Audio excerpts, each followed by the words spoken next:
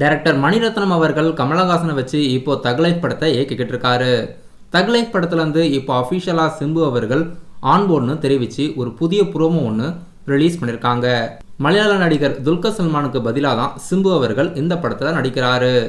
ஜெயம் ரவி கதாபாத்திரத்துக்கு அசோக் செல்வன் அவர்கள் நடிக்க போகிறதாகவும் நியூஸ் வெளியாகிருக்கு. இப்போ அஃபிஷியலாக தக் லைஃப் படத்துலேருந்து சிம்பு அவர்கள் ஆன்போர்ட்னு தெரிவிச்சிருக்காங்க. ஏஆர் ரகுமானோட மியூசிக்கில் மணிரத்னமோட இயக்கத்தில் படத்தோட ஷூட்டிங்ஸ் இப்போ எடுத்துக்கிட்டு இருக்காங்க. படம் பேன் இண்டியா லாங்குவேஜில் ரிலீஸ் ஆக போகுது. செக்க சிவந்த வானம் படத்துக்கு அடுத்ததா சிம்பு அவர்கள் இப்போ மறுபடியும் மணிரத்னமோட இயக்கத்தில் தக் லைஃப் படத்தில் நடிக்கிறாரு. நடிகர் அமீரோட நடிப்பில் உயிர் தமிழுக்கு மற்றும் நடிகர் கவினோட நடிப்பில் ஸ்டார் இந்த 2 படத்தோட அட்வான்ஸ் புக்கிங்கும் இப்போ ஆன்லைனில் ஓப்பன் ஆகியிருக்கு. நடிகர் கவின் நடிப்பில் ஸ்டார் படம் இப்போது தமிழ்நாடை பொறுத்த வரைக்கும் first day first show morning 9 மணிக்கு ஸ்டார்ட் பண்ணுறாங்க. இந்த 2 படத்தோட அட்வான்ஸ் புக்கிங்கும் இப்போ ஆன்லைனில் ஓப்பன் ஆகியிருக்கு. 2 படமும் மே 10ஆம் தேதி இந்த வாரம் புது படங்களாக தியேட்டரில் ரிலீஸ் ஆகுது.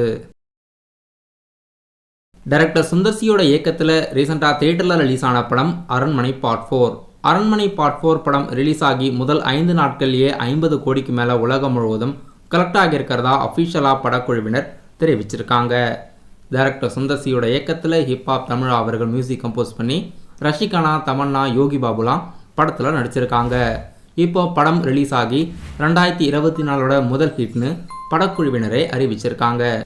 படம் ரிலீஸ் ஆன முதல் 5 நாட்களில் மட்டும் உலகம் முழுவதும் 50 கோடின்னு அஃபிஷியலாக படக்குழுவினர் கலெக்ஷன் ரிப்போர்ட் வெளியிட்டிருக்காங்க. நடிகர் தனுஷோட நடிப்பில் அடுத்ததாக தியேட்டரில் ரிலீஸ் ஆக இருக்க படம் ராயன். தனுஷ் அவர்கள் இயக்கி ஹீரோவாக நடிச்சிருக்காரு. இந்த படத்தில் ஏஆர் ரகுமானோட மியூசிக்கில் நாளைக்கு இந்த படத்துலேருந்து அஃபிஷியல் ஃபர்ஸ்ட் சிங்கிள் யூடியூப்பில் ரிலீஸ் ஆகுது.